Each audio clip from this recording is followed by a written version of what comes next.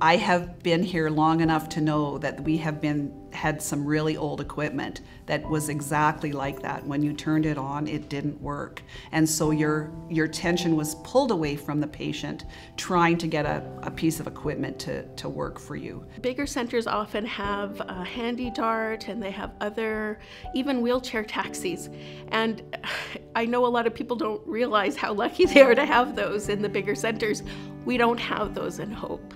So we didn't have a way to even take anybody from the lodge to a local appointment or anything like that, except going through a very expensive external contractor from down the valley. Any little things are the things that make the big difference for patients when they're scared. There's always a reason to be frightened for a lot of patients when they come into our room. They're afraid of the needles, they're afraid of the contrast that we're going to inject, they're afraid of, they're claustrophobic, or they're just the results. And if we can get them through that and make it the best we can, it just makes everybody feel great. Makes you feel good about doing your job, and the patient leaves feeling good as well. Back when I first started at Fraser Canyon Hospital, we would intubate a patient or put them on life support, and we didn't have a ventilator to sort of transport them to the next hospital where they went to the ICU. And so we would, use the bag the entire time. You always want to treat others how you would want to be treated yourself. And that's really important to me. You're not just an individual, you're not just a number that comes into the hospital. You are a person who is wanting to receive healthcare in our environment. My belief has always been that if you can provide an environment for the nurses to be able to take care of their patients, then you're actually helping both the patient and the nurse. But a lot of extra equipment is not being able to be purchased as capital expenditure.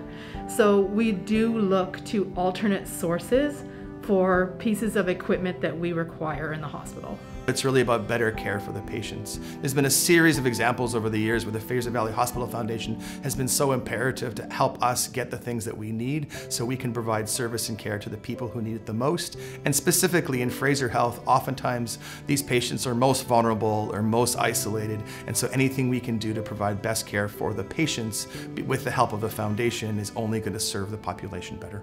I see the community in the hospital as one. It's a continuum of care across. And I appreciate the Fraser Valley Healthcare Foundation as well as the Auxiliary and Service League really looking at that at a continuum of care. We are thrilled to be supported by the Fraser Valley Healthcare Foundation and the Fraser Canyon Hospital Auxiliary.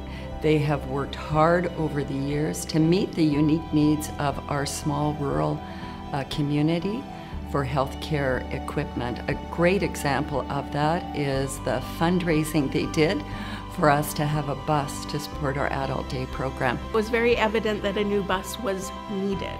And so we went to the auxiliary and the foundation, and of course we knew that it was a six-figure price tag, and it was not an easy ask, but it was a necessity for our adult day program folks to be able to attend the program, but also for our long-term care residents to be able to get out of the facility, because as great as the facility is, it's so nice to be able to leave. And it's one of the things that the residents enjoyed when they were at home. With local fundraising as well as help with the foundation, there was the ability to start to get a life support machine or a ventilator for the people that are going to need it the most. To be able to turn the bladder scanner on, an IV pole on, have the stretcher locks work and not crash to the ground when you lower it. All of those things that work and need to work in an emergency department.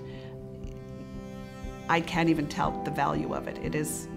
There is no value. It is priceless. I want to second my appreciation for the assistance and the facilitation of the foundation, for the gifts from the community to support the frontline staff during the pandemic. It's been really encouraging to see all of that.